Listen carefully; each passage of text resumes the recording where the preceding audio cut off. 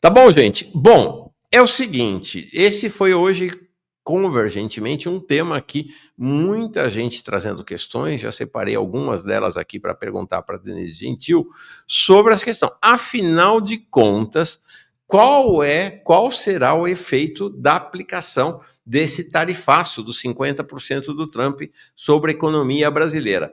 Tem economistas que defendem que vai ser um efeito muito grande e tem economistas que defendem que será um efeito marginal, que não terá grande relevância. Vamos escutar ela, nossa consultora para assuntos de economia, Denise Gentil. Estou embarcando ela aqui.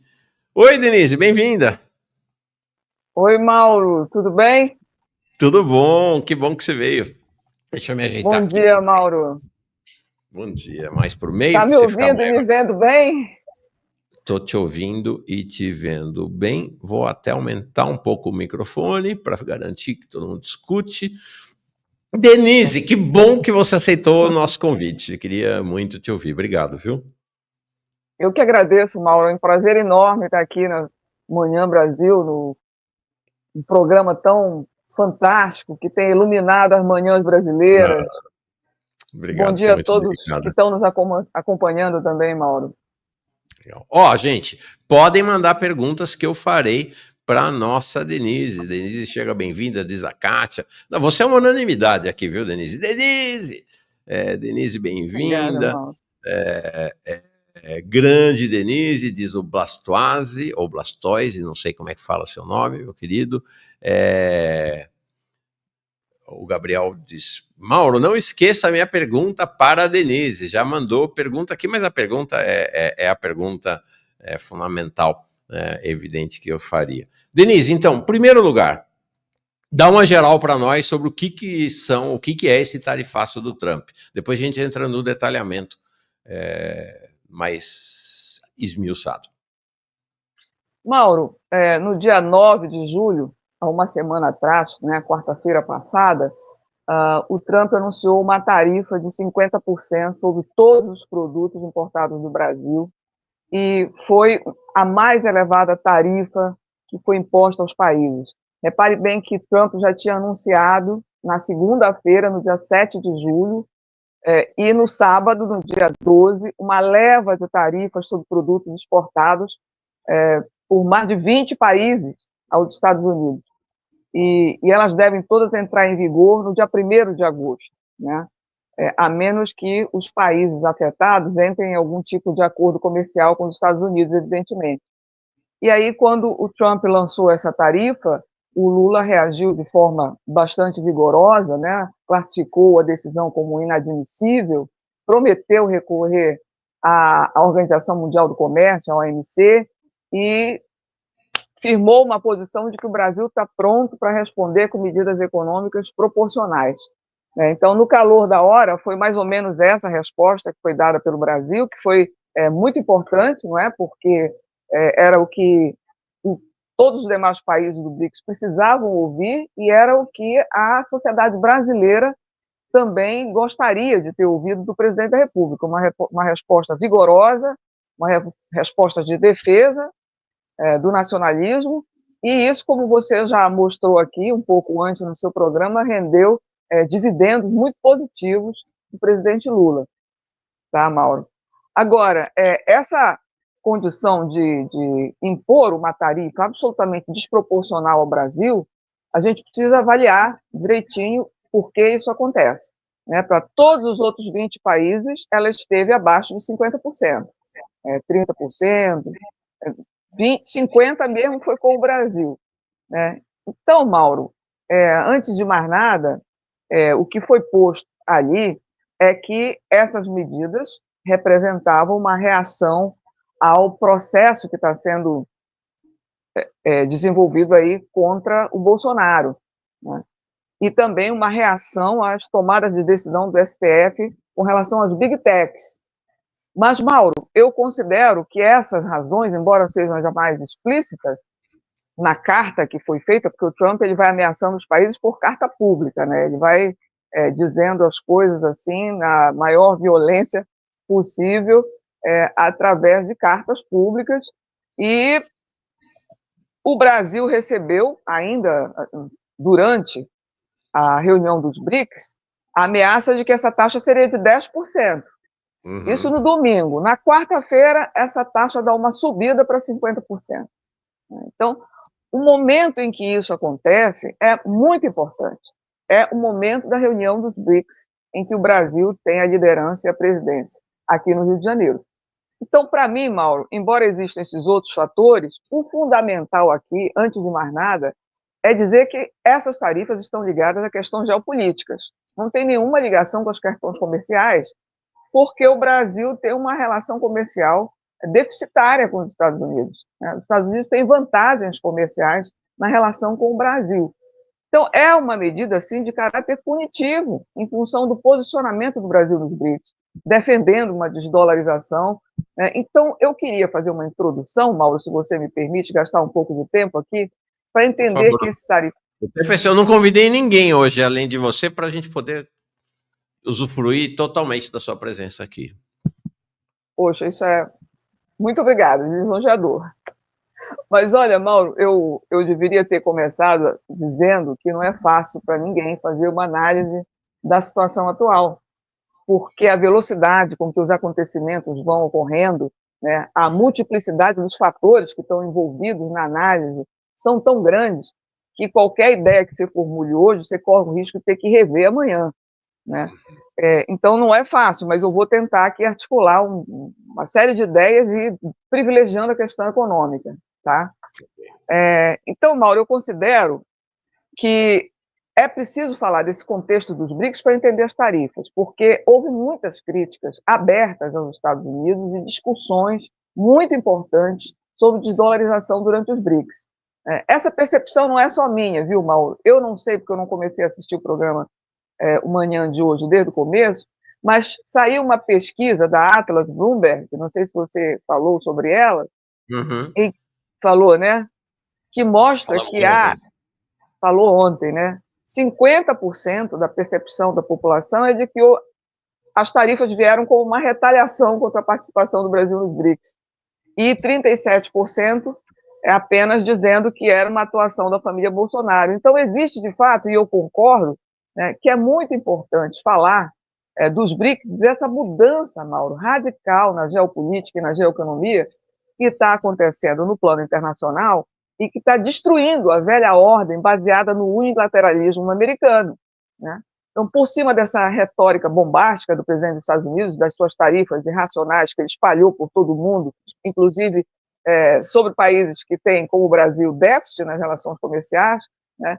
Então, existe aí uma disputa interestatal muito importante, que é uma disputa violenta e que vai para os campos de batalha. Ela está sendo resolvida na guerra de alta intensidade dentro do território da Ucrânia, mas também em Gaza, no Irã, no Iêmen, no Líbano. Então, as disputas globais estão muito acirradas, são disputas militares, econômicas, disputas tecnológicas. Diga, Mauro. Me parece que não é à toa que o Mark Rutte, que é o secretário executivo, o secretário-geral da OTAN, amplificou essa ameaça do Trump aqui em relação ao Brasil, com essas desculpas todas, mas o que você falou é o tema do BRICS, dizendo que quem negociar com a Rússia, os países membros da OTAN vão sancionar, ameaçando, e falou explicitamente de China, Brasil e Índia. É o que você falou, não tem mais conversa, virou guerra, né? Guerra total. E depois eu vou falar um pouquinho disso, de como essas sanções sobre a Rússia rebatem sobre o Brasil.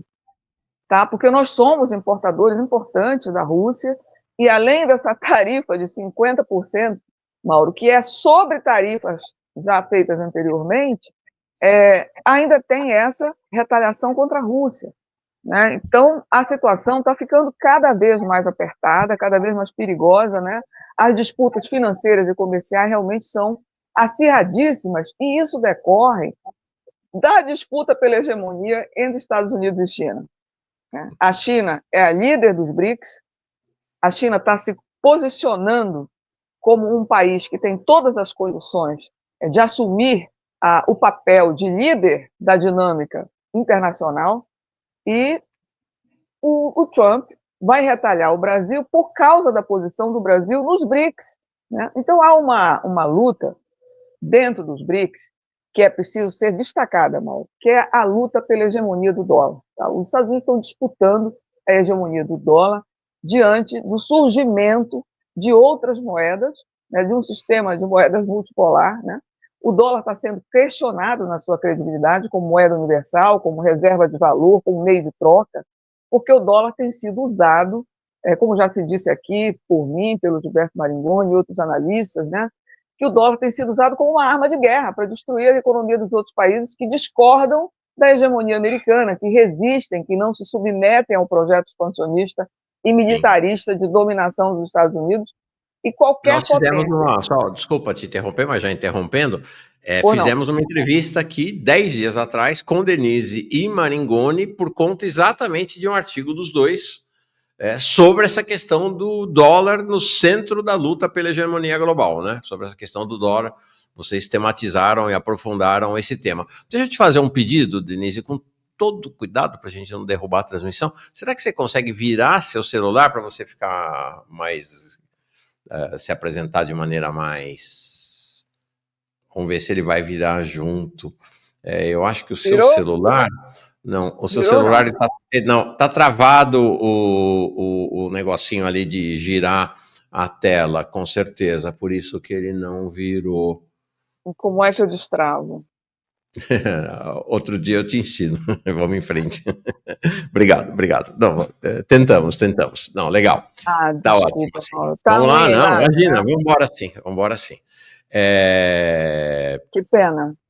Não, tudo bem. Então, você está falando Então, dessa questão, então, do dólar no centro da disputa. sim, né? E a questão da Rússia, né? O uso de sanções comerciais, o banimento da Rússia do SWIFT, o sequestro das reservas internacionais da Rússia, sequestro de em torno de 300 bilhões de dólares, né?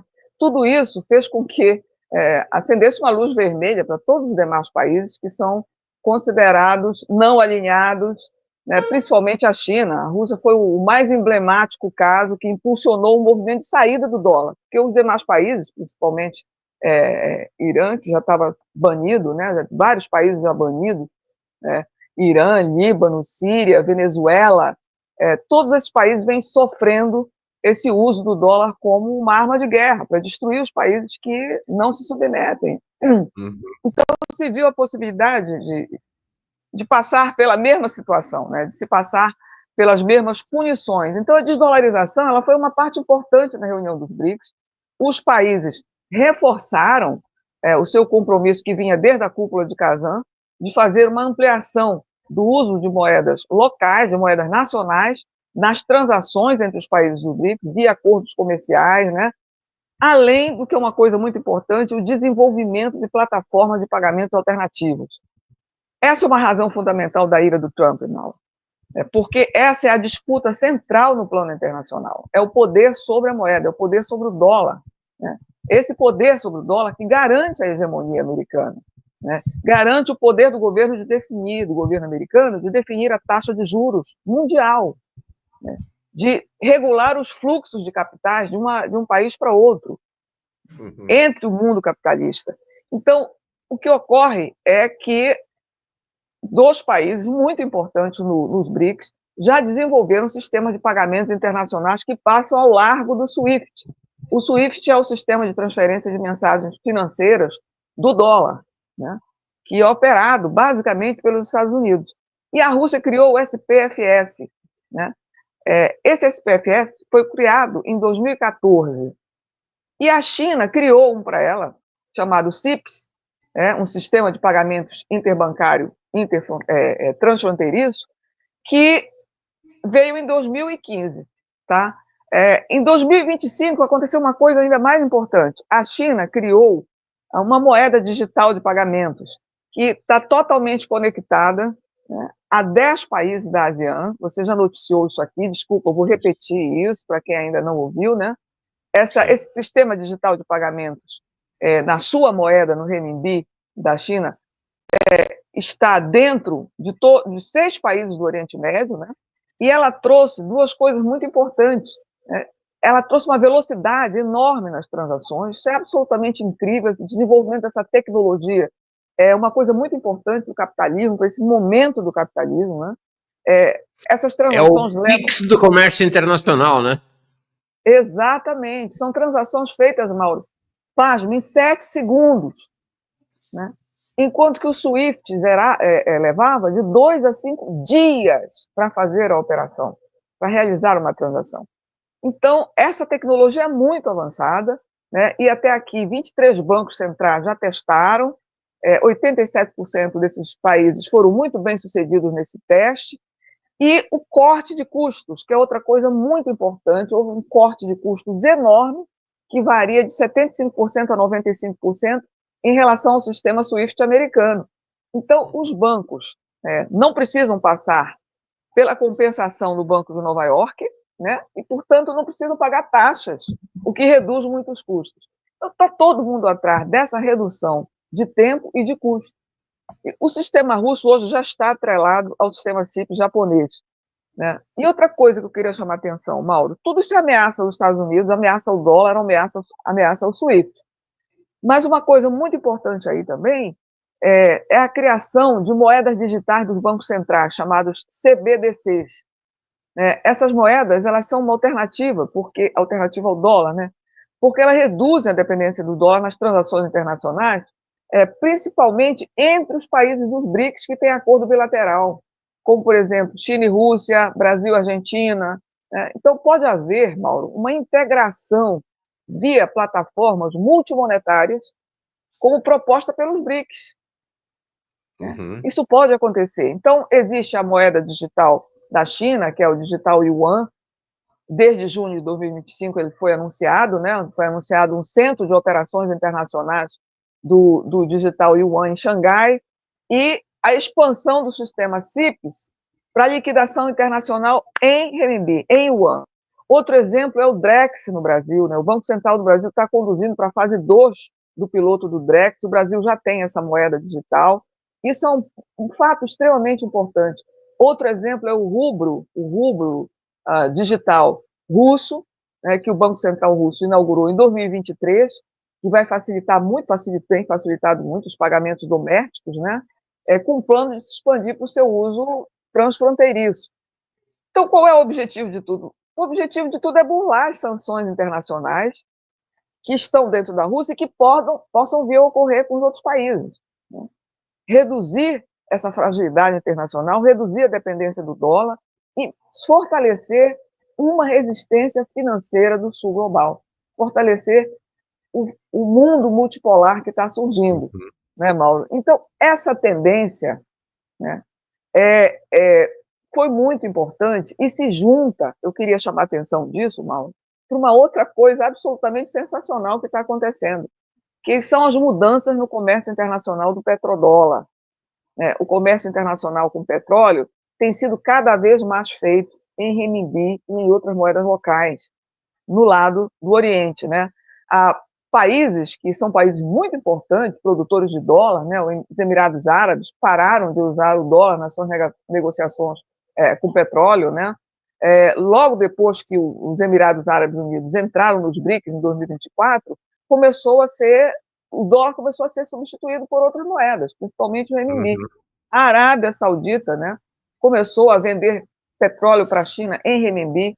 Então, está surgindo o petro-renminbi, né, um sistema de pagamentos diferente nas fronteiras lá dos países produtores de petróleo, principalmente os russos, né, que são grandes exportadores de petróleo para o leste e para o sul, estão vendendo em moedas dos compradores. Então, a Rússia está vendendo para a Índia, para a China, para a Turquia, né, em moedas alternativas ao dólar. Então, Mauro, você imagina que os BRICS reúnem os maiores produtores de petróleo do mundo. Imagina essa arma, né, que é o petróleo, nas mãos dos BRICS, num grande acordo para ser negociado em outra moeda. Olha, isso é uma coisa absolutamente fantástica, né? Então, além de que os BRICS têm um novo Banco de Desenvolvimento, o NBD, um banco que vai realizar empréstimos em moedas locais em condições muito mais favoráveis que o sistema do FMI, sem condicionalidades como austeridade fiscal, políticas de aperto monetário, né? Isso tudo é a criação de um sistema financeiro alternativo ao dólar.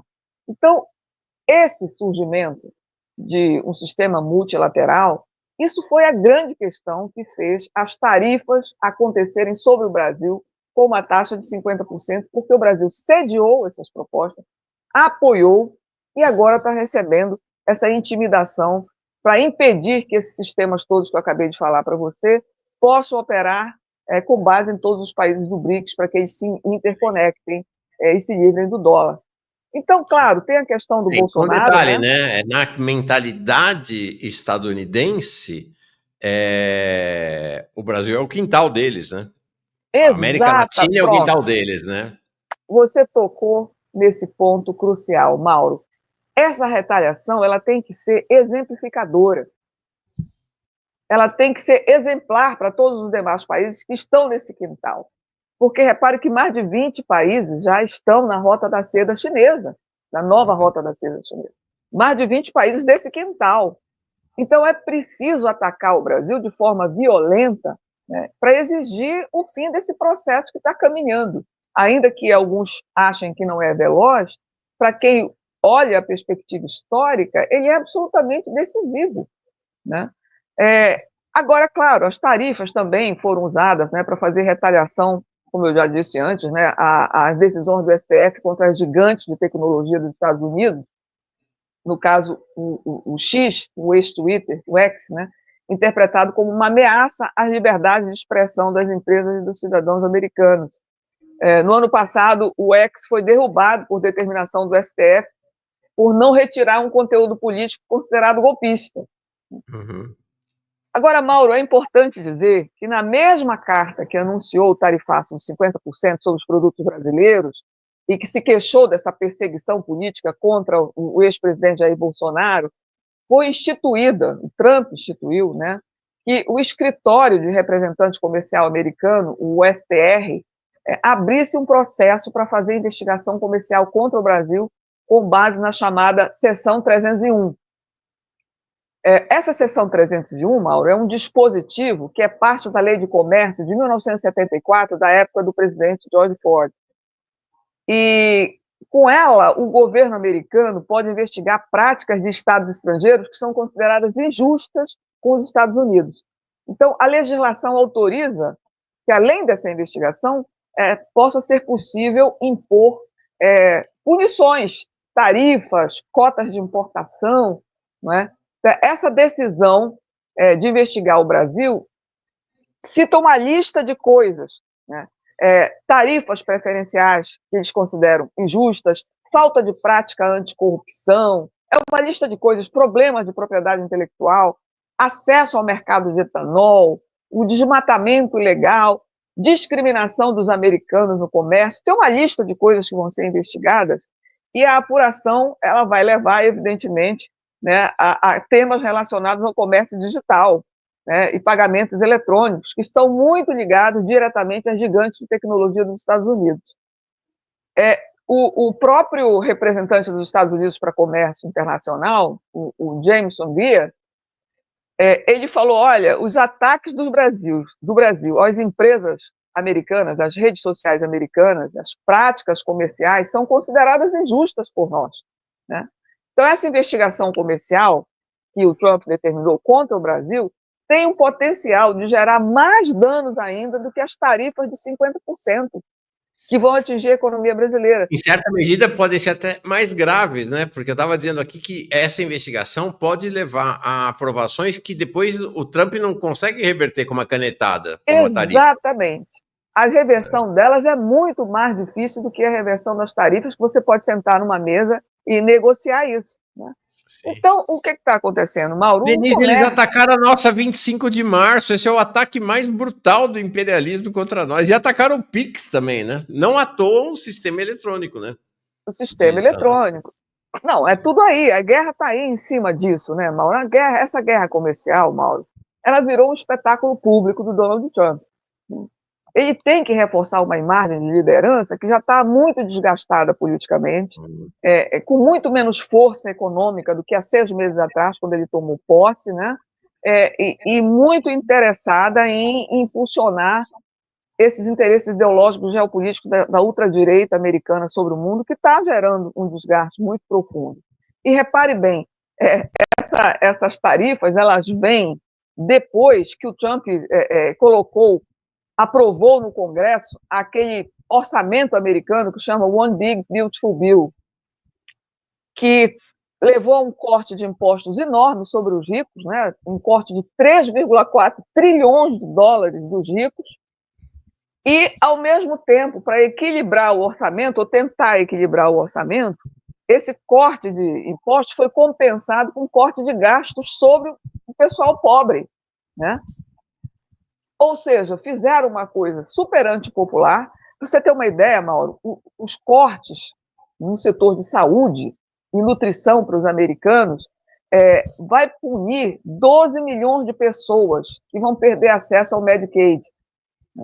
17 milhões de pessoas nos Estados Unidos vão ficar sem o seguro-saúde.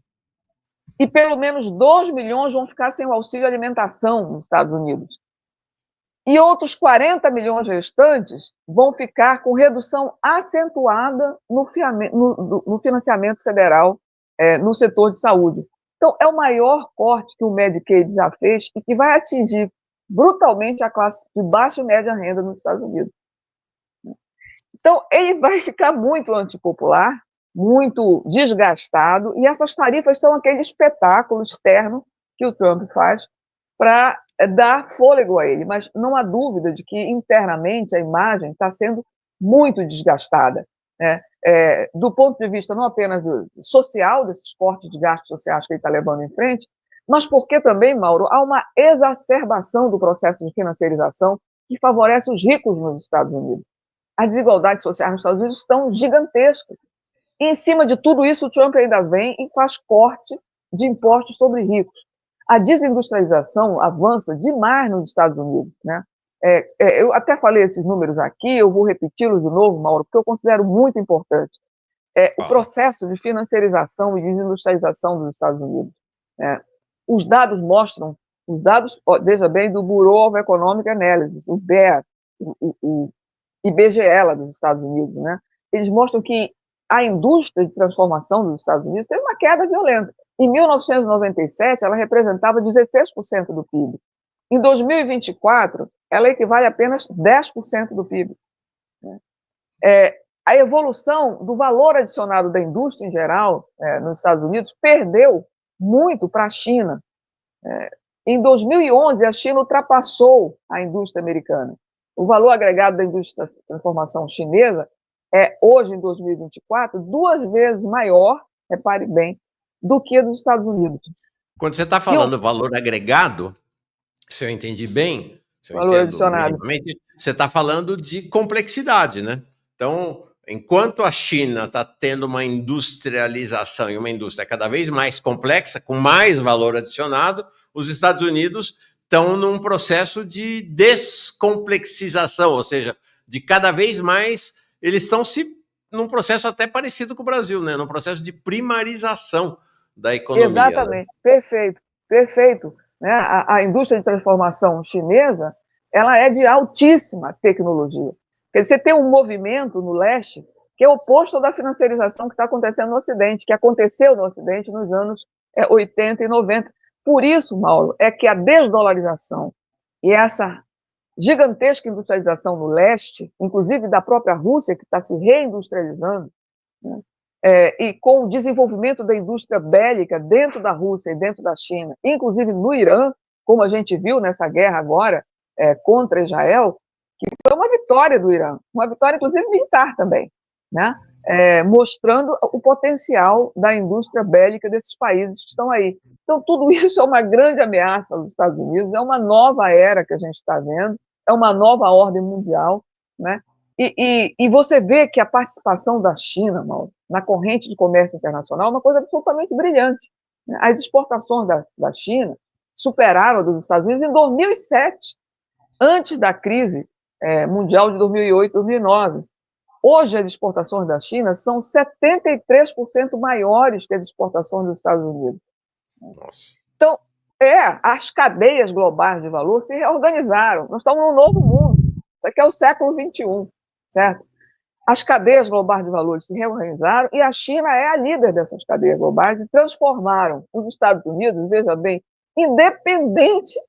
dependente da indústria chinesa, que hoje é o carro-chefe, né? O pessoal costuma usar o nome de fábrica da economia mundial. Então, Mauro, as tarifas são, antes de mais nada, uma retaliação a tudo isso. É uma retaliação violenta, elas são uma ameaça externa grave para o Brasil, né? Em 2024, o Brasil teve um recorde de exportação para os Estados Unidos, foram 40,4 bilhões de dólares em exportações, um crescimento de 9,2% em relação a 2023. E agora, né, a gente tem 12% de tudo que o Brasil exporta vai para os Estados Unidos. Então, esse número já foi maior, evidentemente, esse número, o Paulo Clear disse aqui no seu programa, já foi 25% no início do século. 25% de nossas exportações iam para os Estados Unidos. Hoje é apenas 12%, mas é muito importante para nós. Eu considero que os impactos das tarifas vão ser profundos no Brasil, tá? Eu não tenho o mesmo otimismo que eu vejo nas análises do mercado por aí, né?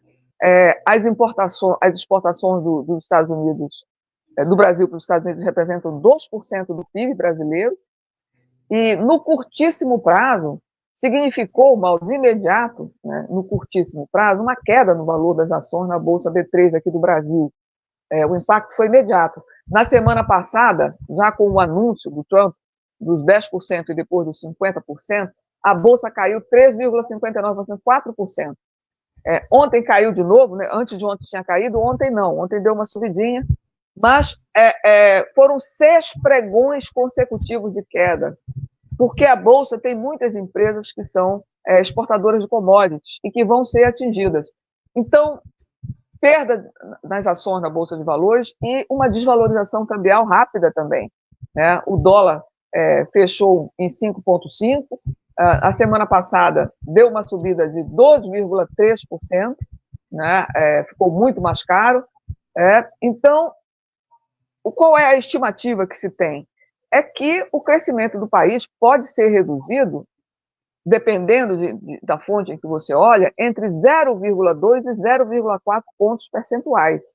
Os números variam muito, mas esse é o resultado sem retaliação do Brasil, porque se houver retaliação do Brasil, a colocação de tarifas, ou então, enfim, outro tipo de retaliação na área de patentes, etc., isso pode gerar um impacto negativo sobre o PIB ainda maior, né? Então, não está claro como e quando o Brasil vai retalhar. Isso a gente também pode discutir daqui a pouco. Mas eu acho, Mauro, o que eu queria dizer que há um certo otimismo nas estimativas que eu leio no mercado, porque espera-se que o impacto não seja suficiente para desencadear um choque macroeconômico muito profundo. Por quê? Porque está se imaginando que as commodities podem ser redirecionadas para outros mercados, né? E tudo dependerá realmente dessa possibilidade de diversificar o fluxo de exportação do Brasil para outros países. Mas os empresários já estão dizendo que isso vai ser muito difícil de ser feito. Mais difícil ainda será para os empresários da indústria, que enfrentam uma concorrência internacional muito grande. Então, olhando os números dos impactos das tarifas sobre o PIB, Mauro, ele, embora não seja grande, 0,4 pontos percentuais, não parece ser uma coisa, mas dentro de certos setores, em setores específicos, ele vai ser muito importante. Certas empresas, por exemplo, com a Embraer, né, ela vai ser severamente afetada pelas exportações para os Estados Unidos. 63% das exportações da Embraer vão para os Estados Unidos. Ela está no topo das empresas mais afetadas, porque 46% das receitas da Embraer são atreladas às exportações dos Estados Unidos.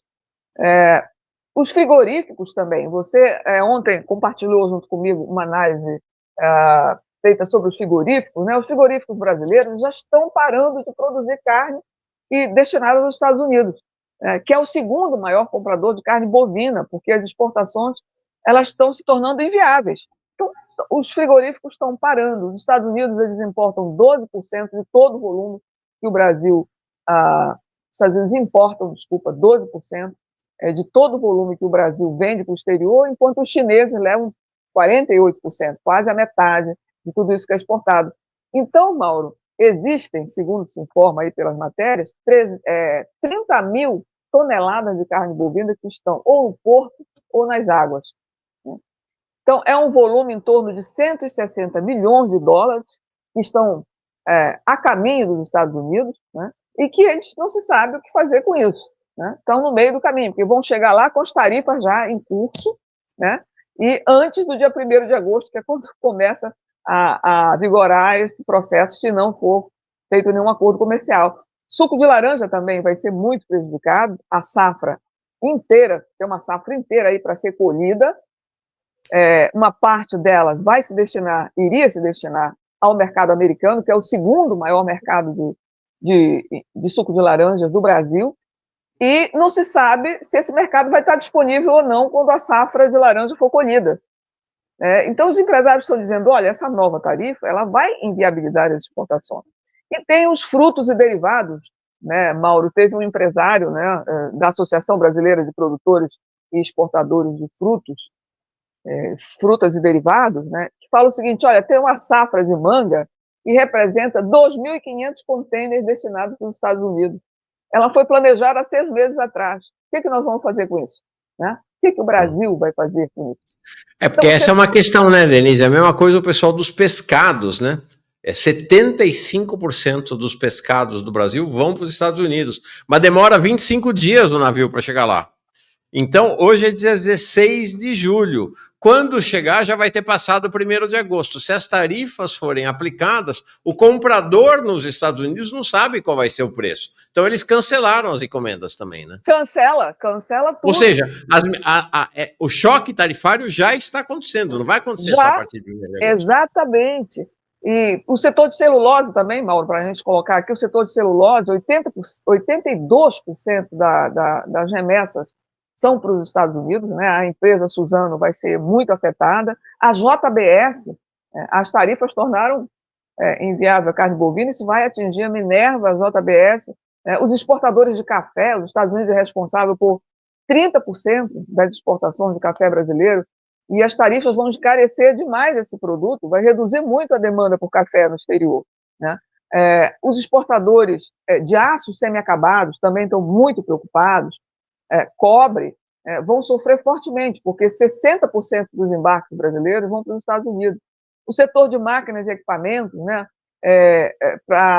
são exportados em grande proporção para a área americana também, né, vão para o setor de energia americano, vão para a indústria nos Estados Unidos, a indústria automobilística e tal.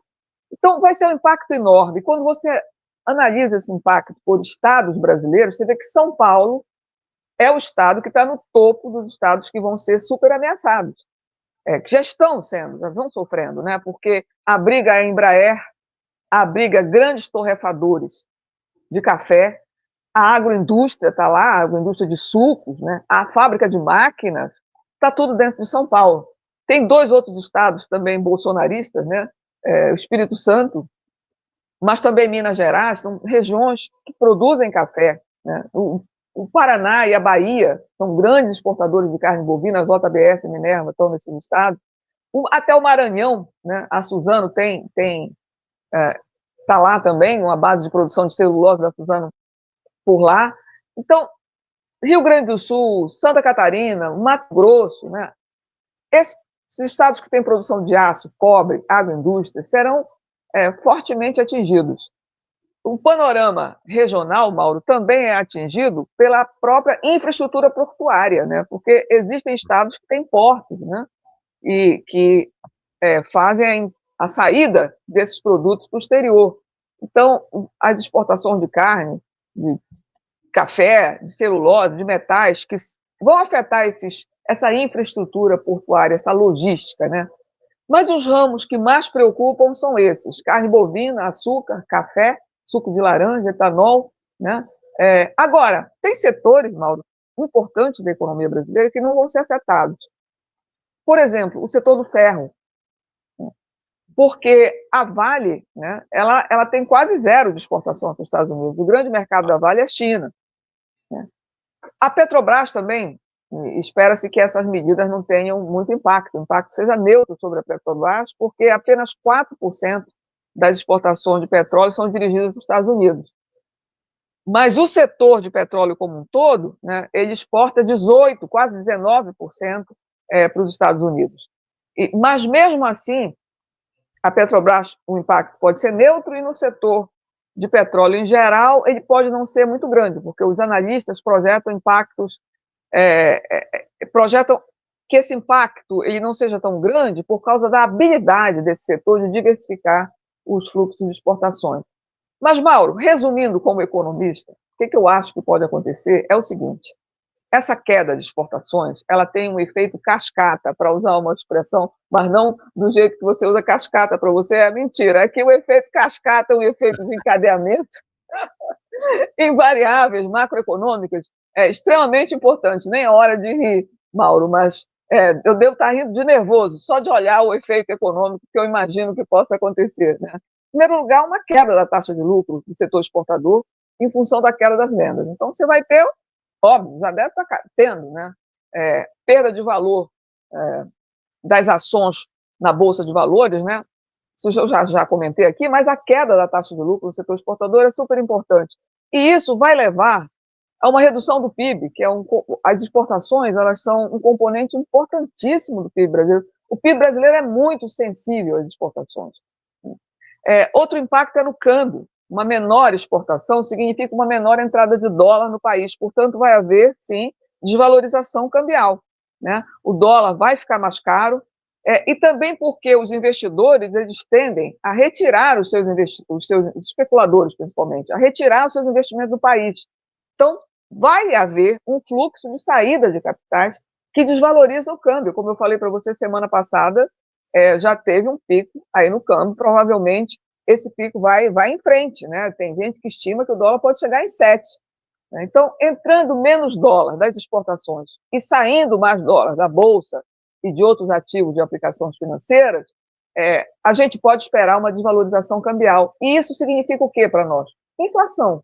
Né? Uma inflação cambial, porque o dólar vai ficar mais caro, ele vai pressionar os preços domésticos, né?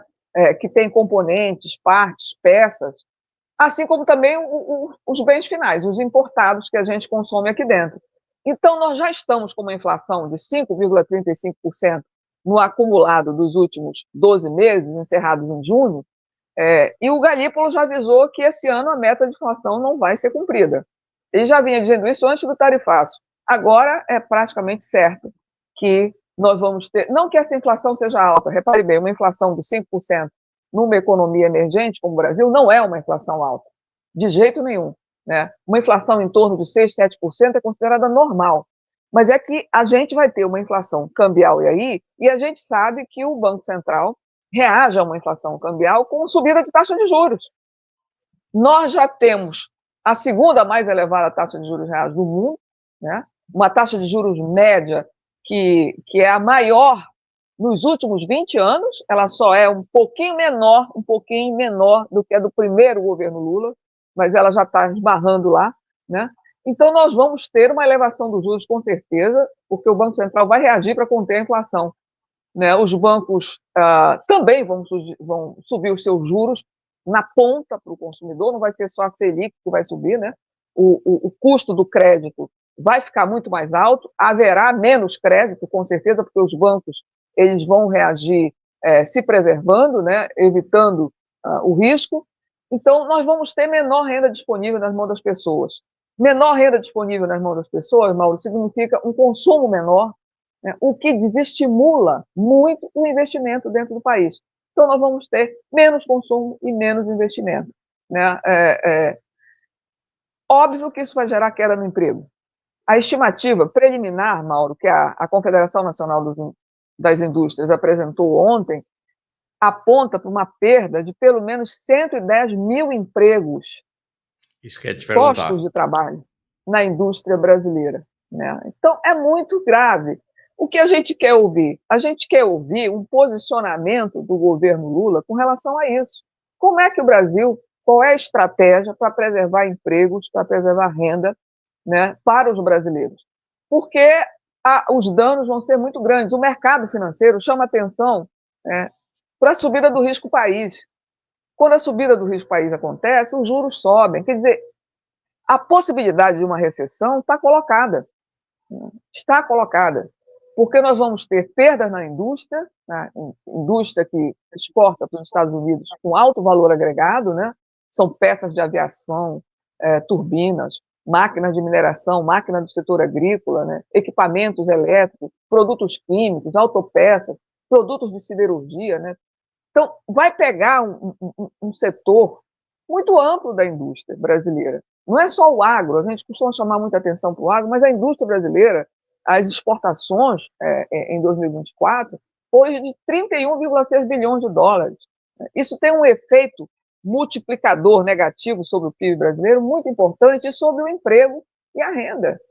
Então, a indústria, né, vai passar por um momento adverso, já está passando, Mauro, porque eu ouvi você comentar aqui ontem, eu acho, né, que a prévia do PIB, que é medida pelo IBC-BR, que é o Índice de Atividade Econômica do Banco Central, ele teve um recuo de 0,7% no segundo trimestre de 2025, reforçando um sinal de desaceleração, interrompendo uma sequência de quedas, né, que foi a marca desse primeiro semestre de 2025. Então, a gente já está vendo um sinal de desaceleração e, sobretudo, da indústria. E qual é a causa dessa desaceleração? A causa é a subida da Selic, né? E também a gente está vendo, né, a inflação de alimentos. Né? Isso causa uma queda da renda disponível e as pessoas consomem menos e tem uma piora de expectativa dos empresários com relação a uma demanda menor. Uma demanda menor disposição para o investimento. Então, o impacto das exportações sobre os investimentos, Mauro, é muito importante no Brasil. Tem um estudo realizado pelo Miguel Bruno, num artigo, inclusive em parceria comigo, que nós apresentamos há 2 anos atrás.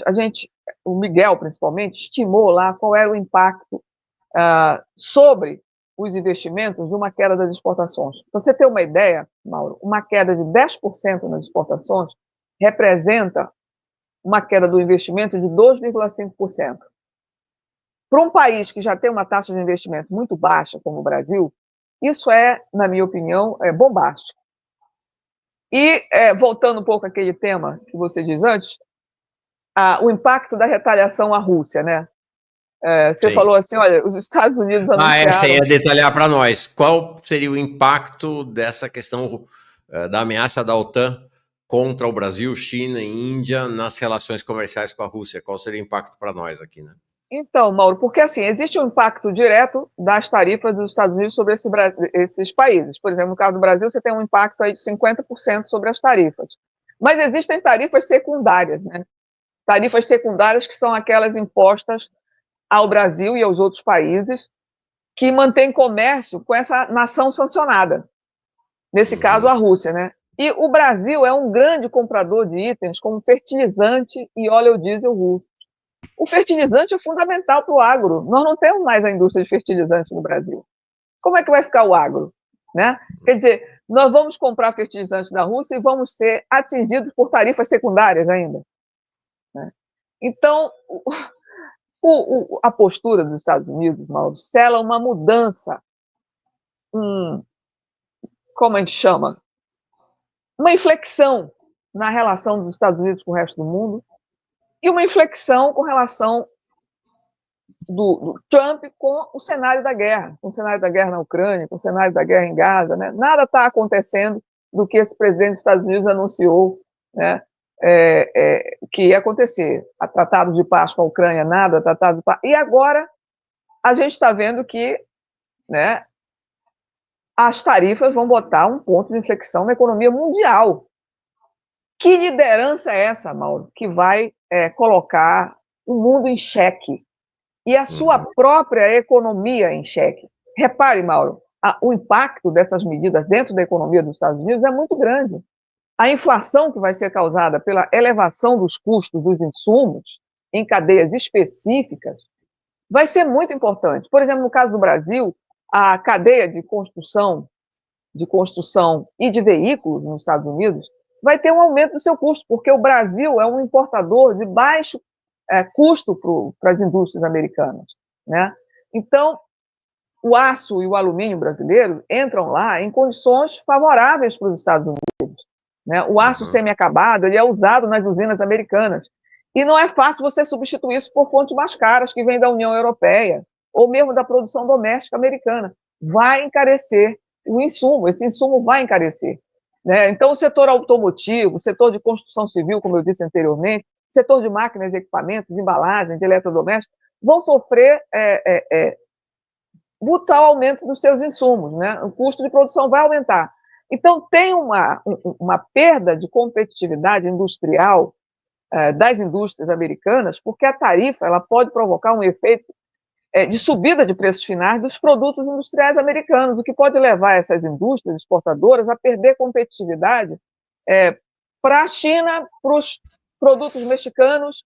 Então, isso vai gerar, com certeza, perda de competitividade para os Estados Unidos e uma desorganização das cadeias produtivas dentro dos Estados Unidos, que estão integradas a países como o Brasil. Então, isso pode gerar uma ineficiência enorme dentro da economia americana, uma inflação com perda de empregos líquidos. Alguns estudos já mostram, né, que o protecionismo, embora ele possa, no primeiro momento, beneficiar os empregos, por exemplo, empregos na área de siderurgia, eles podem também perder empregos em outros setores, né? Setores que dependem, por exemplo, do aço barato do Brasil, fabricantes de implementos agrícolas, equipamentos industriais, etc., podem perder empregos. Então, o resultado líquido pode ser de perda de empregos dentro dos Estados Unidos. Sem contar, né, Mauro, que os efeitos geopolíticos e diplomáticos são bombásticos. Essas medidas de tarifas, elas podem enfraquecer muito os laços dos Estados Unidos com parceiros estratégicos do sul global, incentivando esses parceiros a se aproximarem ainda mais da China. Nós estamos sendo jogados no colo da China, né? Isso é muito ruim para os Estados Unidos, acaba de vez com a imagem dos Estados Unidos de defensor do livre comércio. Vamos acabar com essa bobagem, não existe mais essa história de neoliberalismo, de globalização, isso não foi para o saco, foi para o brejo, acaba de vez com essa imagem dos Estados Unidos, além de, do ponto de vista diplomático e geopolítico, nos lançar na direção da China, né? Não sei se você quer agora falar de como o Brasil pode retalhar, Mauro. A gente podia conversar. Vamos daqui a pouquinho. Deixa eu fazer Vamos falar de retaliação, mas antes, deixa eu colocar duas perguntas de detalhes para você e algumas perguntas que o pessoal mandou e a gente volta depois para falar do tema retaliação. A primeira é, Denise, as empresas estadunidenses sediadas no Brasil e que eventualmente mandam os produtos que fabricam aqui no Brasil para os Estados Unidos também vão ser prejudicadas, né? Tem isso também, claro. Né? Vão. Qualquer entrada de produtos que saem do Brasil para o exterior vão ser atingidos. Esse é o meu entendimento. Perfeito. Outra pergunta para você é... Não, por mim, por enquanto, é isso. Deixa eu pegar o que o pessoal está mandando de questões para você. Tem várias questões, Denise, que são relativas a de que não seria tão ruim assim, porque você poderia redirecionar aquilo que é exportado para os Estados Unidos para o mercado interno brasileiro. Vou colocar algumas dessas questões, aí a gente junta tudo isso na sua resposta. Não, antes disso, deixa eu contar uma coisa para você vai gostar muito. Olha o Daniel Carvalho aqui. Usei a tese da Denise sobre Previdência Social na disciplina de Previdência que ministrei no semestre passado no Serviço Social da UER, Universidade Estadual. Nossa, que legal, coisa, né? Boa de se ouvir, Mauro. Poxa, muito obrigada. Né? Fico lisonjeada por isso. Legal. A Célia do Vale diz assim também: salve, Denise Gentil. Do estudo da Previdência Superavitária. Usamos o estudo politicamente pelo Brasil afora. Grande contribuição para a politização do povo brasileiro. Tá aí, legal. Que bom. Que bom, muito obrigada. Legal. Ó, então tem uma série de questões aqui vinculadas a esse tema de se seria possível compensar essa elevação tarifária redirecionando os produtos para o mercado interno. Então, Miguel Colasso, se impostos federais e municipais e jogar esses produtos no Brasil, o que aconteceria? Eu vou fazer todas, tá? A Silvana Danley pergunta, se, por exemplo, a produção de carne e de laranja em vez de ir para os Estados Unidos, o governo comprar produção e colocar nos estoques reguladores, isso não poderia combater a inflação brasileira? Aí tem mais aqui. Aí o Thales diz: o mercado interno está aí para absorver essas exportações que não vão sair. E ele diz: vende aqui dentro, pô, está falando do suco laranja, né? Brasileiro precisa de vitamina C também. O José Santos diz: Denise Gentil, não há possibilidade de o mercado interno consumir parte do que não for exportado aos Estados Unidos? Porque só se fala em buscar novos mercados e negociar com o império. Acho que tudo isso, João Paulo Souza Gomes, acho que tudo isso poderia ser uma oportunidade se não tivéssemos um teto de gastos. O que a Denise acha? Pergunta ele. Então, bom, na verdade tem essa questão do teto de gastos, está um pouco separada do resto, mas esta visão de que, então, redirecionar essa produção exportada para os Estados Unidos para o mercado interno brasileiro. Como é que você avalia isso? Mauro, eu acho que vai ser a saída do governo Lula. Repare bem, se o governo Lula aproveitar essa oportunidade para refazer esse projeto político dele, elitista, e redirecionar para um projeto nacional de desenvolvimento, a oportunidade agora seria de ouro. Porque as indústrias e o setor agro estão com esses estoques que vão ficar retidos até solucionar esse problema aí, e o governo poderia fazer todo um projeto rapidamente de redirecionamento disso para o mercado interno, mercado doméstico, né? Inclusive, se for o caso, estabelecendo uma política de preço mínimo para não deixar o preço cair demais, né? Subsidiando, mas fazendo com que essa produção que ia para o exterior escoasse para dentro do Brasil. Porque, Mauro, o governo ele vai ter que substituir a queda das exportações pelo aumento de um outro item da demanda interna, né, que compense para evitar a desaceleração da economia. Como é que pode compensar? Com o aumento do gasto público e com o aumento do consumo das famílias. Então, produzir internamente um redirecionamento dessa produção significa você garantir um mercado consumidor doméstico poderoso, certo? Então, você precisa colocar renda nas mãos das pessoas internamente para que elas venham a consumir esses produtos que antes iam ser exportados.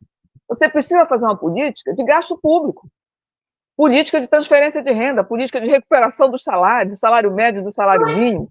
É uma outra performance, é uma revisão de todos os parâmetros da política macroeconômica brasileira para tentar atender, repare bem, não só a população, mas até essa elite que vai pressionar o governo para um redirecionamento dessa produção para o mercado interno, espero.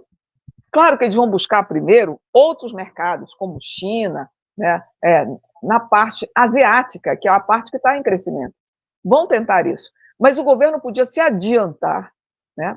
Isso não é rápido, esse redirecionamento das exportações não é uma coisa rápida de ser feita. Os empresários já estão dizendo isso abertamente, né? Já estão pedindo que, pelo amor de Deus, ocorra uma solução estratégica, porque não é fácil redirecionar fluxo de exportação, não é assim como Deus fez o urubu que caiu sem voar, não é. Então, é uma boa oportunidade, né, para mobilizar a população, né, tal como se fez no movimento Pobres contra Ricos, né, para derrubar as amarras do arcabouço fiscal com amplo apoio popular, revisando todos os parâmetros e assegurando um mercado interno de consumo de massa. Você precisa rever salários, rever política de salário mínimo. Não é aquela política que não permite que o salário mínimo cresça acima de 2,5%. Nós temos que rever tudo isso e fazer política de transferência de renda para absorver internamente essa produção. Então, é urgente formular, no calor da situação e forçado pelas circunstâncias, um projeto nacional de desenvolvimento para evitar a crise, e entregar esses bens e serviços para a população que necessita. Era uma estratégia fundamental, principalmente no período eleitoral. Porque, Mauro, se o governo, nesse instante, eu quero ser bem clara sobre minha opinião sobre isso, se o governo, nesse instante, obteve um alívio, ainda que um pouco tímido e inicial, com essa história de todos contra os Estados Unidos, todos contra Trump, isso pode mudar assim que começar a desaceleração na economia brasileira e não tiver uma reação do governo sobre isso. a perda de popularidade vai começar de novo, né? Então, nós precisamos ter um caminho, né, para colher, por exemplo, a maior safra de grãos no Brasil vai acontecer agora em 2025. Né? São cereais, leguminosas, oleaginosas, a maior safra da história de grãos e cereais, com uma estimativa de 332 milhões de toneladas, né? Superando em muito a safra de 2023. Então, produtos como soja, milho, algodão, têm produção recorde. O que você vai fazer com isso? Não dá para exportar isso aí. Vai ficar encurralado durante essa fase de negociação. Então, são condições muito favoráveis, expansão de área cultivada, condições climáticas favoráveis, que nós precisamos destinar ao mercado interno para substituir as exportações. Nós precisamos fazer um mecanismo de substituição de exportações por consumo doméstico, para fazer o agro brasileiro e a indústria brasileira se voltarem para a necessidade da população. Isso é fundamental. Abastecer o país com preços acessíveis, que os preços vão cair, né, com o aumento da oferta, criar um regime de crescimento apoiado no mercado interno e no consumo de massa. Isso sim vai criar segurança econômica na crise, segurança financeira para as empresas, né, para milhares de empresas, e vai evitar a perda de empregos. Agora, Mauro, a grande resposta também seria anunciar para o mundo: o Brasil vai ingressar na nova Rota da Seda. Isso que eu ia te perguntar. Seria o máximo, né, Mauro? Porque aí é o seguinte, olha, é uma resposta de um dos países líderes do BRICS, como é o caso do Brasil, dizer: nós vamos entrar na Rota da Seda chinesa. Chega de fazer chantagem, chega de intimidação, né? A gente tem alternativas aqui dentro, a gente pode se sair com uma alternativa muito importante. Os investimentos chineses aqui em infraestrutura, isso seria fantástico, porque seria um início de uma retomada, e esse momento é altamente estratégico. Aí eu te pergunto, será que o Brasil vai pegar essa onda, esse cavalo selado e montar? Né? Essa é que é a grande questão. Né? Se a gente não ficar nessa coisa, né, de tomar esse ganho eleitoral nas pesquisas eleitorais aí, para se fortalecer uma frente junto ao Centrão, que é uma frente elitista, né, que só reúne políticos e empresários, e não atender a necessidade da população, não mobilizar a população para uma nova onda de manifestações populares em favor de um novo projeto de desenvolvimento, então nós vamos perder um momento crucial do Brasil. Um choque externo desses pode nos levar para frente, né? Os danos econômicos vão ser tão grandes que vão obrigar, né, vão pressionar o governo a reagir para evitar que o impacto eleitoral dessa desaceleração seja muito forte. Então, uma união nacional, né, para enfrentar o tarifaço tem que envolver setores populares, né? E o governo não parece estar se dirigindo para isso. A reação do governo às tarifas não parece ser isso, mobilizar, fazer um embate pela soberania do país, não parece. O que o Brasil está fazendo, Mauro, e aí a gente pode entrar nessa história de como é que o Brasil está reagindo, é uma coisa muito tímida, né? O Lula começa falando grosso, começa de forma altiva, com uma disposição de lutar, até entrou na OMC, né? Mas depois, o que acontece aí? As negociações têm uma semana aí em que não se andou muito, né? Entrar na OMC hoje não significa muita coisa, na verdade não significa nada, né? Porque o Brasil está muito longe de conseguir um veredicto internacional favorável contrário aos Estados Unidos, porque é muito mais uma arma diplomática e simbólica do que uma resposta que tem efeitos imediatos, uma resposta com um respaldo jurídico. Até agora, não há nenhum painel de disputa formal, não há nenhum relatório, o sistema de apelação na OMC está paralisado, e veja bem, paralisado desde 2019, né, devido à própria atitude dos Estados Unidos com bloqueio de nomeações. Então, esse é o espírito da disputa dentro da OMC, não se pode esperar nada. A segunda reação do governo foi publicar no Diário Oficial da terça-feira, ontem, um decreto que regulamenta a Lei de Reciprocidade Econômica. Esse decreto de reciprocidade, ele autoriza o governo a adotar medidas proporcionais, né, dos Estados Unidos. Então, dar uma resposta na forma de taxação de produtos brasileiros que impactem, né, os Estados Unidos está descartado. Pela conversa que esse comitê, né, que foi formado pelo Alckmin, e que esse decreto autorizou, porque o decreto autoriza a criação de um comitê composto por ministério, né, o ministro do Desenvolvimento da Indústria e do Comércio, que é o próprio Alckmin, que é vice-presidente, o Ministério das Relações Exteriores, a Fazenda, a Casa Civil, formam um comitê que estão discutindo isso, né, com participação dos empresários também. Não tem participação popular nesse comitê não, viu, Mauro? Então, pois é. Não tem. Não, os trabalhadores, que eu falei mais cedo, né, Denise? Os trabalhadores estão sendo convidados a participar da crise para servir cafezinho e água nas reuniões do governo com o empresariado, com a burguesia. É chocante. Exatamente, né? Então, o que esse decreto ele busca? Ele pode fazer 3 coisas. Ele pode impor tarifas, taxas extras, né, restrição às importações dos Estados Unidos. Segunda coisa, pode suspender concessões comerciais. Olha que interessante, suspender concessões comerciais. Isso, suspender investimentos dos Estados Unidos no Brasil, suspender obrigações relativas a direitos de propriedade intelectual. Mas o Brasil parece não estar se mostrando muito disposto a fazer esse tipo de retaliação, né?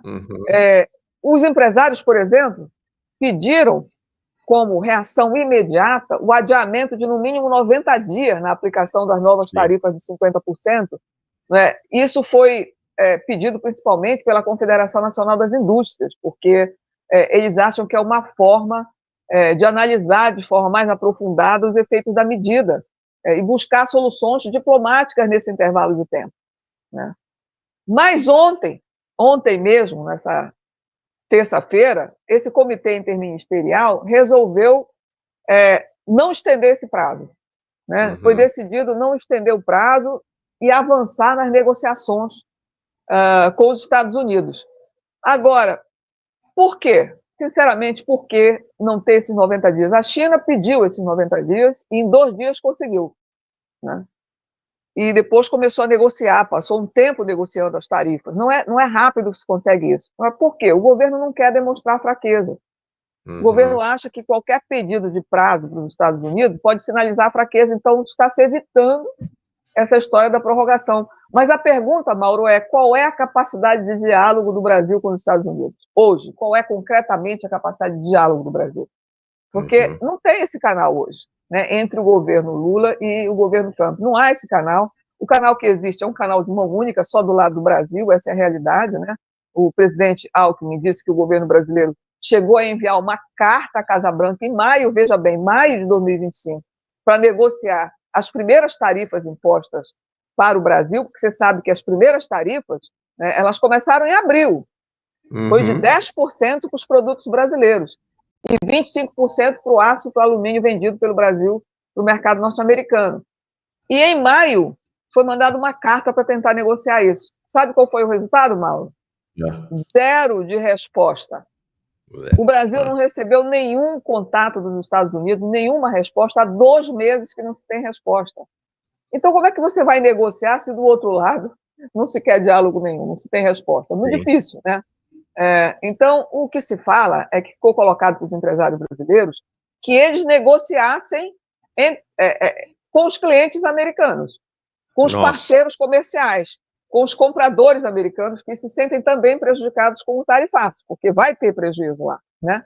Então, essa é a estratégia. Olha, conversem com os seus parceiros comerciais para que esses setores pressionem o governo, forçando um contato para chegar no governo americano, né? Para chegar no Congresso dos Estados Unidos. Então, é uma espécie de terceirização das negociações, né? Mas não é fácil fazer essa terceirização. Denise, uma pergunta bem pontual, pelo que eu entendi do que você falou mais cedo, essa tarifa de 50% não é assim, olha, a carne, estou chutando o número aqui, tinha 10% de tarifa, agora passa a ser 50%. Não, é 50% sobre os 10% que já tinha, né? Exatamente.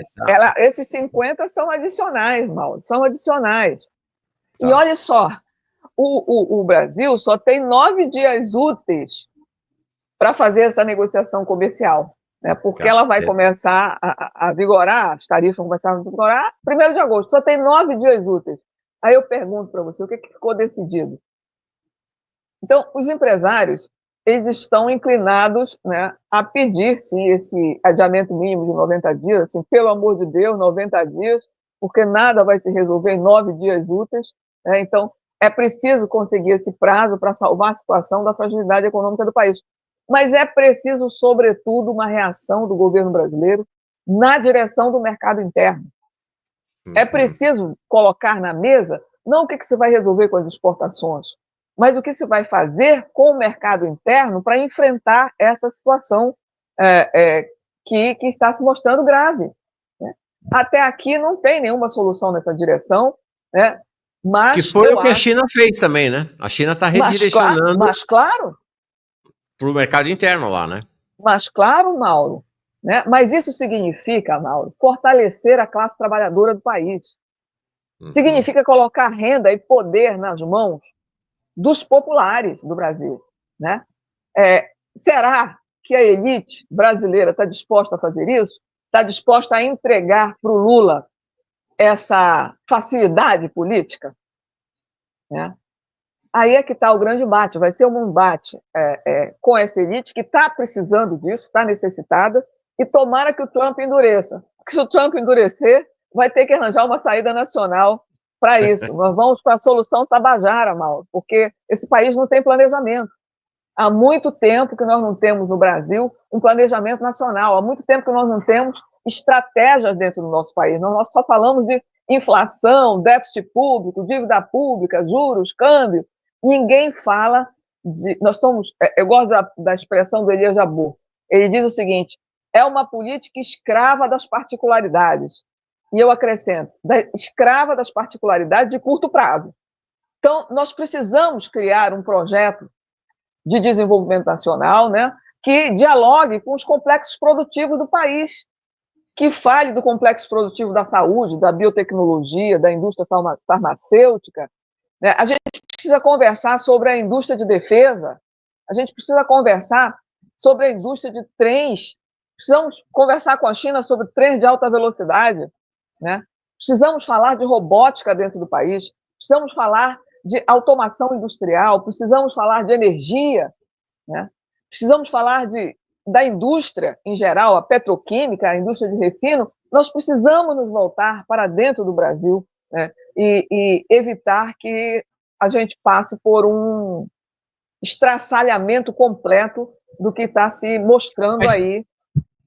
Ô, Denise, me diz, você falou mais cedo, Rússia, China e Irã, para ficar em 3 países, são países que adotaram uma rota de industrialização, de crescente complexidade, que se abriram, inclusive, para a indústria armamentista.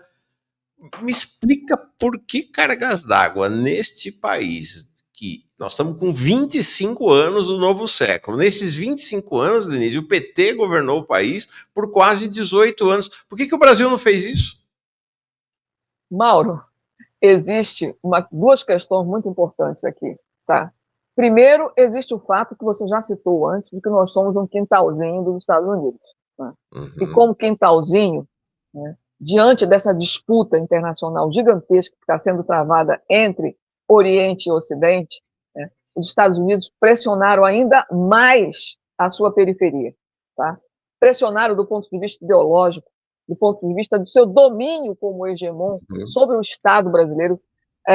Essa ideologia do neoliberalismo, essa ideologia do arcabouço fiscal, do regime de metas de inflação, de metas de resultado primário, né? Então, corte de gastos seletivos na população de baixa renda, isso é para você conseguir implantar um projeto neoliberal radical, né, no Brasil.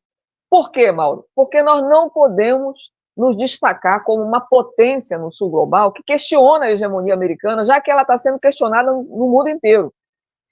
Então, esses pacotes, né, que são implementados pelo ministro Haddad, que são implementados aí pelo presidente do Banco Central, Galípolo, eles são uma ordem telegráfica do centro hegemônico. Nós somos uma economia submissa, uma sociedade submissa, não apenas do ponto de vista econômico, tecnológico, produtivo, mas também do ponto de vista ideológico.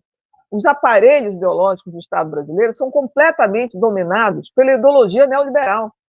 Então, aqui dentro, nós viramos, né, como subservientes que somos, né, uma colônia, uma neocolônia extrativista, produtora de commodities de baixos preços, né, commodities energéticas, grãos, etc. Isso era extremamente importante para essa relação de submissão com os Estados Unidos e, por outro lado, nos transformamos numa plataforma de valorização financeira, que tem um Banco Central independente que pratica uma das mais elevadas taxas de juros reais do mundo, a segunda, né, que, com gastos financeiros estrondosos. O Galípolo entrou há pouco tempo, aumentou a dívida em 150 bilhões de reais, no curto período que ele já teve. Então, é uma plataforma de valorização financeira totalmente subserviente às elites parasitárias do país. Então, de um lado, nós somos uma colônia extrativista, do outro, somos uma plataforma de valorização financeira. Esse tipo de domínio das elites financeiras sobre o Brasil e das elites ligadas ao agronegócio não foi questionada durante os governos petistas, ao contrário, os governos petistas encontraram a sua base de suporte político exatamente nessa elite. Né? A parte esquerda do PT, né, pode desprezar, pode acabar, pode esquecer que não existiu nesses governos todos, a não ser do ponto de vista de programas sociais que são minimalistas. Programas de Bolsa Família, né, BPC, são programas altamente minimalistas, são gestões da pobreza. Existem, né, para calar as rebeliões, né, para evitar a mobilização popular contra esse panorama de políticas neoliberais que a gente implanta no país e que tem resultados muito severos. Né? A taxa de crescimento da economia brasileira está caindo há muito tempo. Nós já tivemos taxas de crescimento superiores a 7% no passado. Hoje, a gente solta fogos quando a nossa taxa de crescimento é de 2,5%. Né? Nós estamos profundamente mergulhados numa estrutura, num regime de acumulação financiarizado e baseado nas exportações de commodities. Então, o país cresce muito pouco, os setores dinâmicos foram anulados, né? A nossa indústria perdeu participação no PIB severamente. Nós já tivemos uma participação de 22% do PIB na indústria há pouco tempo, agora temos 10% apenas de participação na indústria. Isso significa empregos de menor qualidade, né? Isso implica salários menores, isso implica maior vulnerabilidade no mercado de trabalho, porque os postos formais de trabalho vão desaparecendo, né? Uma precarização enorme que decorre desse regime de acumulação. Então, o Brasil, ele pegou uma via, Mauro, a via do neoliberalismo, a via da financiarização, da desindustrialização, ao contrário da China e dos países asiáticos, que pegaram a via da industrialização, a via do mercado interno, a via da recuperação da renda da sua população, a via da geração de empregos. A China jamais implantaria um arcabouço fiscal. O arcabouço fiscal significa a negação do poder do Estado e da moeda estatal de fazer política em favor da população, de fazer política de desenvolvimento econômico. É a negação total, o arcabouço fiscal. Né? O arcabouço fiscal é a submissão completa à economia do dólar. Né? É a submissão completa a uma elite parasitária que mora aqui no Brasil e que também está no exterior. Nós não temos, Mauro, esse projeto. Então, repare bem, enquanto a velha ordem está sendo destruída por países do BRICS, que optaram pela via do desenvolvimento, da industrialização, do mercado interno, da recuperação da renda e dos postos de trabalho para os seus povos, nós estamos ainda dentro da velha ordem mundial. Impressionante. Estamos lá no século XX. Impressionante. No século XX, e olha, depende do momento do século XX. Porque o momento do século XX é da primeira década do século XX, né? Você quer dizer. Nós não estamos nem na segunda metade, nós já estivemos e voltamos, né? Nós fomos e voltamos dentro do século XX. E aqui tem uma questão que... vou voltar para questões que as pessoas trouxeram.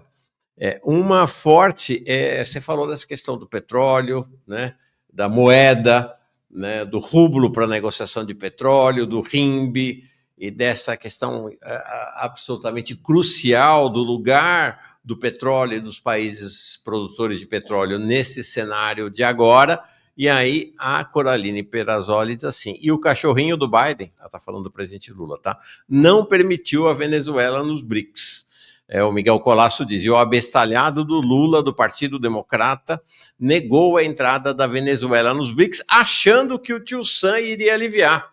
Né? Me parece que essa foi uma estratégia fracassada, né, do governo, não foi, Denise? Muito bem lembrado, quer dizer, eu acho que o BRICS teve esse imenso fracasso, né, Mauro?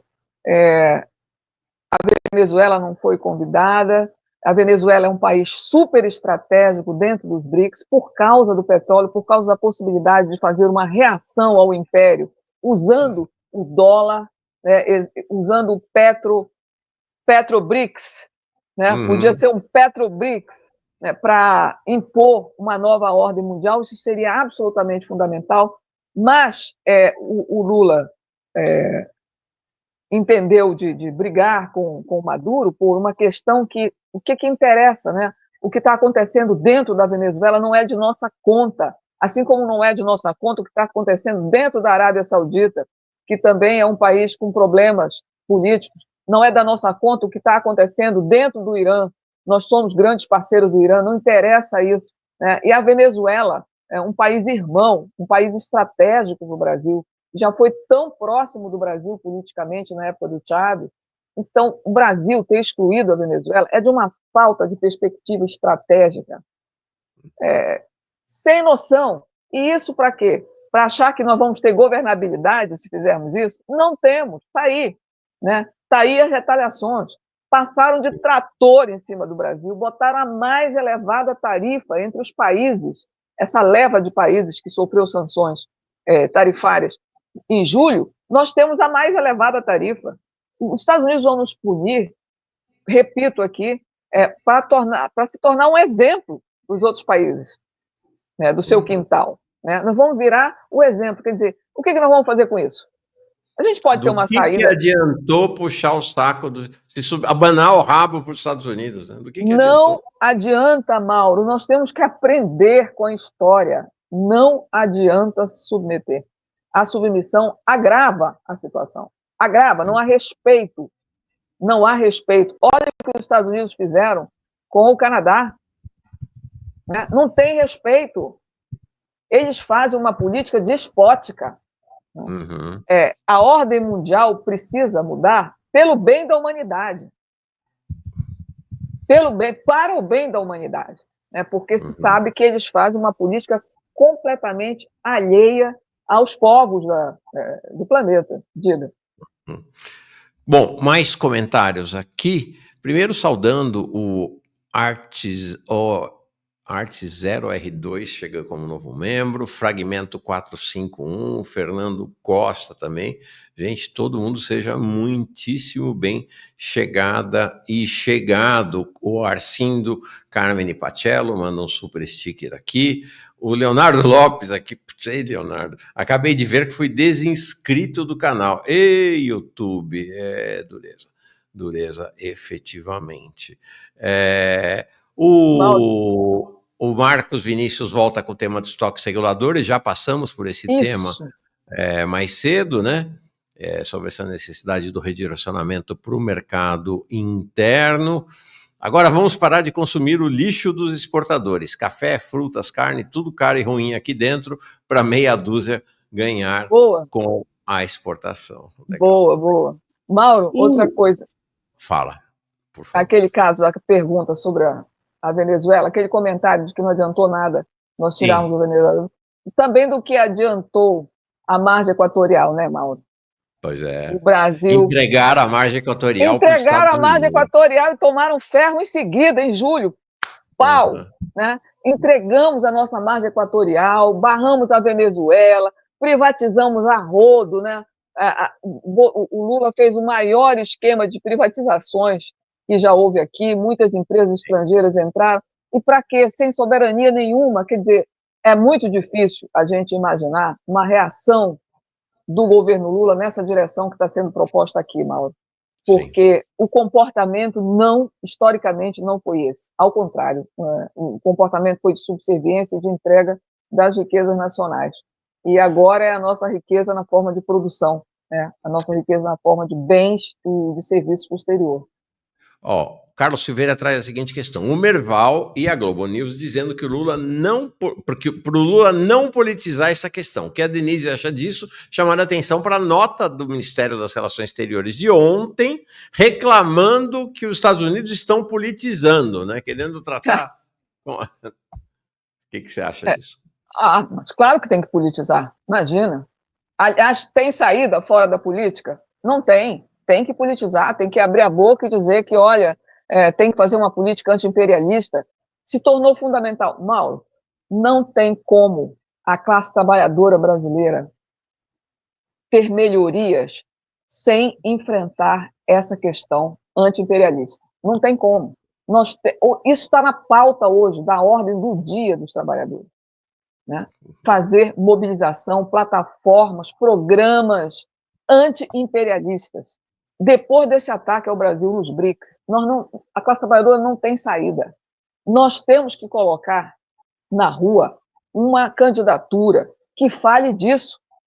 Se o PT não vai falar disso, a classe trabalhadora precisa se posicionar, né, com uma plataforma anti-imperialista. E aqui dentro, contra essa elite parasitária, essa elite financista parasitária, e contra um agro que não atende às necessidades do Brasil, que se posiciona para fora do país. Né? Então, nós temos que buscar urgentemente, né, forçados por essa circunstância, novas perspectivas, novas leituras da realidade brasileira, que coloquem na pauta que o centro da nossa luta hoje é uma luta anti-imperialista. Perfeito. Nós temos que exigir isso do governo e temos que pautar nossas reivindicações em cima disso. Dois olhares aqui para a situação deles lá do Império. O Flávio Azevedo diz assim: desindustrialização dos Estados Unidos é diferente. O Brasil não tem indústria. Já eles escolheram transferir as suas para a China. O lucro ainda é americano. E o R. Benac diz: mas é preciso que se avalie também. Laranja e café eles vão comprar de onde? No volume, né, que compram no Brasil. E carne, do total que produzimos, menos de 4,5% vai para lá, e eles também não têm muito de onde comprar. Vão tirar as tarifas do papel de fato? Ele pergunta. Não, olha, Mauro, primeiro eu queria que você repetisse essa última pergunta. Desculpa, eu me distraí de repente. Desculpa, então. É preciso que se avalie também que laranja e café eles vão comprar de onde, no volume que eles compram no Brasil. E carne, do total que produzimos, menos de 4,5% vai para lá, e eles também não têm muito de onde comprar. E aí ele pergunta: vão tirar as tarifas do papel de fato, né, por conta dos prejuízos do tiro no pé, que são as tarifas também para os Estados Unidos, né? Não, pois é. Quando os Estados Unidos foram negociar com a China, essa situação se colocou, porque a economia americana é altamente dependente de insumos que vinham da China. Né? Então, como é que se mantém uma situação dessa?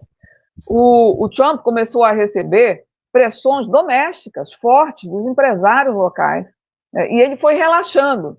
Na questão dos semicondutores, ele foi relaxando em vários produtos. Né? Isso pode acontecer agora. Essas tarifas podem ser relaxadas para alguns produtos brasileiros e ser mantidas para outros, para a pressão continuar. Isso aconteceu com a China. Até que depois foram caindo muitas das tarifas e ficou na menor e mais baixa tarifa. Ainda existe, evidentemente, mas elas ficaram muito mais baixas. Isso pode acontecer agora. Quanto à questão da desindustrialização dos Estados Unidos, é um fato que as empresas americanas, grande parte delas, se redirecionaram para outros países, principalmente China, Vietnã e etc. É verdade, não é o caso da desindustrialização brasileira. A pouca indústria que existiu, que a gente construiu, que não era tão pouca assim, né, que foi o período ali dos anos 60, 70 e 80, nós fomos perdendo gradativamente nos anos 90 e nos anos 2000, agora no século XXI. Nós fomos perdendo aquilo que a gente tinha construído. Né? E agora, se a gente não tiver um posicionamento importante nessa guerra que o Trump está estabelecendo no mundo para reindustrializar os Estados Unidos, né, nós vamos acabar de vez com a indústria brasileira. O que restou e que já é pouco, né? Nós vamos acabar de vez. Então, a nossa situação, ela nunca esteve tão grave. Eu não sei se as pessoas estão percebendo isso, Mauro, no governo, talvez sim, claro, né? Mas isso não vaze para o público, porque não há uma capacidade de orquestração de um plano agora, né? Não sei. Vamos ver como é que isso vai acontecer. Eu não vejo um histórico disso. Vamos ver a grandiosidade do presidente Lula, se ela existe mesmo para enxergar. Ele não quer se equiparar ao Getúlio? Então vamos ver se ele se equipara ao Getúlio. Chegou a hora de demonstrar isso. Getúlio implantou a industrialização no Brasil. É isso aí. Denise, deixa eu ver aqui uma questão. Não, acho que as questões. Não, tem aqui o Leonardo Lopes dizendo: o não cumprimento da meta de inflação pelo Banco Central é passivo de demissão do presidente. Mas Lula não demitiu o Campos Neto. Imagine o Galípolo agora se vai demitir, e ele aqui na campanha Ciro 2026. A rigor, tanto o Campos Neto quanto o Galípolo, o Campos Neto poderia ter sido demitido, e o Galípolo pode ser demitido por não ter cumprido a meta, né? Perfeitamente. É um dos argumentos para a demissão do presidente do Banco Central, né? Mas, Mauro, o Galípolo está lá porque era do gosto e do agrado do governo colocá-lo lá. Ele está fazendo o que está fazendo, não vai cumprir a meta e vai ser, se quiser, ser substituído por outro que faça a mesma coisa. Sim. Porque se mandar o Galípolo baixar a taxa de juros, ele também baixa. Né? Ele pode baixar, sim, é só o Lula dar um sinal que ele faz. Ele é um presidente nomeado pelo presidente da República. Sim. Então, está faltando a orientação para que ele mude a meta de inflação, que é absurda, 3% é uma meta achatadíssima para o histórico de inflação brasileiro, muito já se disse isso, né? É uma meta sem realismo nenhum, e isso é o que eu te digo, Mauro, até se o governo ficar dentro dos parâmetros do neoliberalismo, a economia brasileira pode melhorar. Se os parâmetros do arcabouço fiscal forem revistos, já dá uma aliviada. Né? Subir esse teto de 2,5% do arcabouço para 5% no momento de crise. Né? No momento de crise, você dizer, olha, numa crise a gente pode fazer despesas fora do arcabouço fiscal. Né? Agora não vão pagar os aposentados do INSS que foram roubados, não vão pagar com o gasto fora do arcabouço fiscal? Então, vamos tirar os investimentos do arcabouço fiscal para que o governo possa fazer uma recuperação desses setores que vão ser afetados pelas tarifas. Vão tirar do arcabouço fiscal uma política, isso pode ser mandado para o Congresso. Como é que o Congresso vai recusar isso, se isso está beneficiando a elite do agronegócio e a elite industrial do país? Né? Então, esses parâmetros, eles podem ser revistos, mas isso tem que ser feito para ontem, rápido, porque os impactos são acelerados dentro da economia brasileira. A perda de empregos é imediata. Né? O que você acha que vai acontecer com essas pessoas que trabalham nos frigoríficos? Se já tem um monte de produção interrompida nesses frigoríficos. O que vai acontecer com as pessoas que trabalham na Embraer? Elas vão ser imediatamente demitidas. O impacto no mercado de trabalho é rápido. Né? E para recuperar uma economia que entra em depressão, Mauro, não é fácil. Você tem que evitar, o Keynes dizia, né? Você tem que evitar a entrada na depressão, porque uma vez que a economia entra, é muito difícil de retirá-la. Tem que ter essa agilidade. Nossa, estamos com 1h30 de conversa já, que eu dei uma aula de Denise, aula da universidade aqui para nós. Você queria falar algo mais sobre a questão da retaliação, ou você acha que o assunto se esgotou? Eu acho, Mauro, porque não se avançou, né? Se terceirizou essa negociação para os empresários, e os empresários dizem assim, mas com quem a gente fala lá dentro dos Estados Unidos? Eles estão contratando, Mauro, escritórios para orientá-los com quem falar dentro dos Estados Unidos, para que as pautas de pressão cheguem aos empresários e aos congressistas americanos que pressionem o Trump. Então, essa história de você terceirizar não é uma coisa eficiente. Quem tem que lidar com isso é o Itamaraty, é o Banco Central, é a Fazenda, é o MIDIC, o Ministério de Desenvolvimento e do Comércio, que tem que lidar rápida e eficientemente com isso. Não é? É o Estado brasileiro que tem que conduzir. Você não pode conduzir uma situação dessas sem o Estado brasileiro comandando essa linha.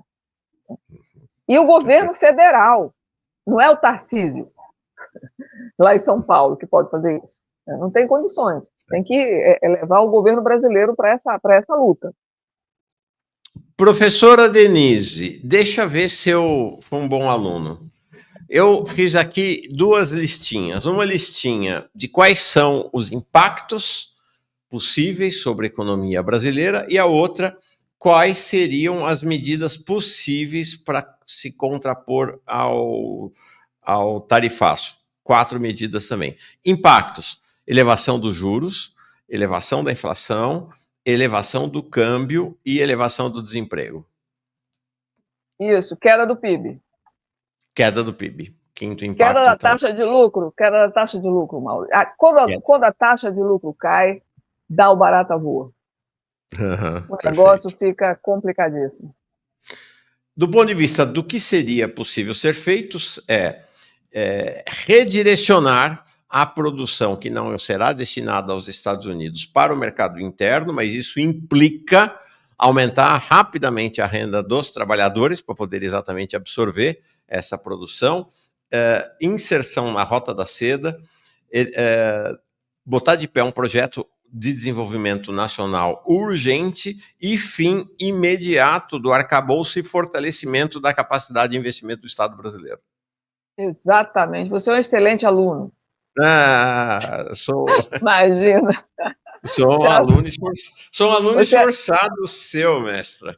Eu seria aquelas que ia copiar o seu caderno na Xerox para fazer a prova. Imagina, você é professora.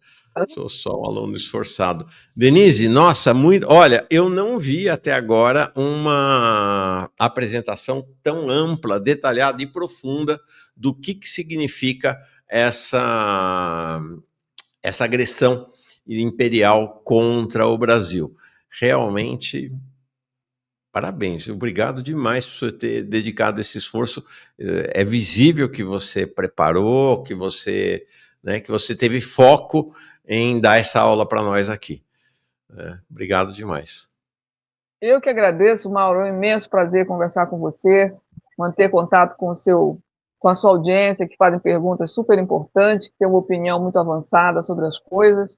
Foi um enorme prazer, Mauro. E não foi nada demais. Eu até peço desculpas, porque não é fácil você analisar a conjuntura. Os dados nem sempre estão disponíveis imediatamente. Então, é um esforço de risco fazer uma análise sobre o que acontece no Brasil e no mundo nesses últimos tempos. Foi uma aula magna, como disse o Esper aqui. Tá, Mauro Lopes, aqui, volte sempre. Denise é fera, feríssima mesmo, e é da turma da fera. E olha, acho que você trouxe uma questão importante, né? Você foi uma aula numa classe circular, em que você estava no centro, mas dialogou com toda a sua sala de aula aqui. Acho que foi realmente bastante importante a colaboração do pessoal com as observações e perguntas para você. Realmente, que aula. Denise, é uma alegria a gente está junto, viu? Um grande abraço para ti. Um grande abraço, Mauro. Abraço para todos. Valeu.